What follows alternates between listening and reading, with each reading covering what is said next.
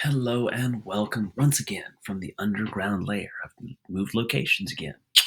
All right. So, last time we discussed a turning point in the Civil War, and the major turning point for both sides, of course, is the victory at the Battle of Gettysburg, which made it so that the Confederate Army would never again try to invade the North. It would only, at that point, play a defensive campaign, a defensive war. And secondly, the capture of the city of Vicksburg. The Union laid siege for 4 months.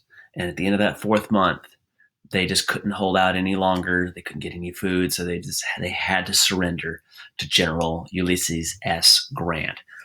And then Grant went on for a few more victories in Mississippi and in Tennessee, with a very particular victory at the Battle of Chattanooga with his friend General William Tecumseh Sherman.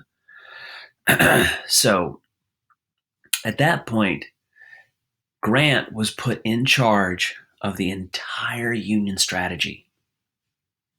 And since they'd already completed the Anaconda Plan part of the strategy, now was time to just go on the offensive, to be bold and just crush the enemy.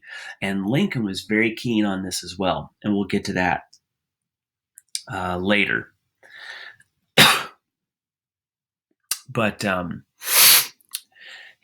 Grant's plan was to hit the enemy on all fronts.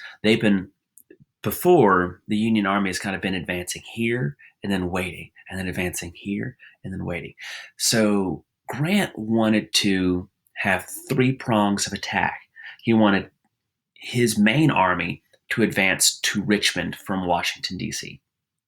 He wanted a second army commanded by General Sherman to attack down towards Atlanta and then cut the Confederacy into three parts by marching all the way to Savannah, Georgia.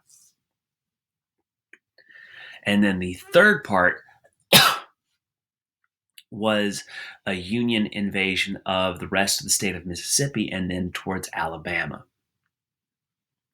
So if the Union could manage to pull off all three attacks at once, his idea was that the Confederacy would not be able to block all 3 points. They'd only be able to focus on one. And that's pretty much how it played out. So Grant was kind of an anomaly in this time, kind of a weird thing, because most commanders wanted to play defensive. They wanted to kind of, bunker down, to dig in, to lay in for a siege, but he wanted to just keep moving around and moving around and moving around. It didn't matter how many times Lee stopped him on his way through Virginia. The Confederate lines would hold, so he would back up and then move around. So then General Lee would have to move down and engage Grant again. And even though General Lee's army held the line, the Union Army couldn't get through them. They just went around them. And this constant just moving and flanking and moving and flanking again, all of that just wore down the Confederate Army because they were bleeding troops out left and right. And well, so was the Union Army, but the Union Army could afford to replace its losses. And this bold move was heavily supported by Abraham Lincoln because he was up for re-election. Not a lot of people remember this, but he was up for re-election. And it is possible that if these major battles had not gone his way, he would have been replaced. He would have been voted out and replaced with somebody who was sympathetic to the South.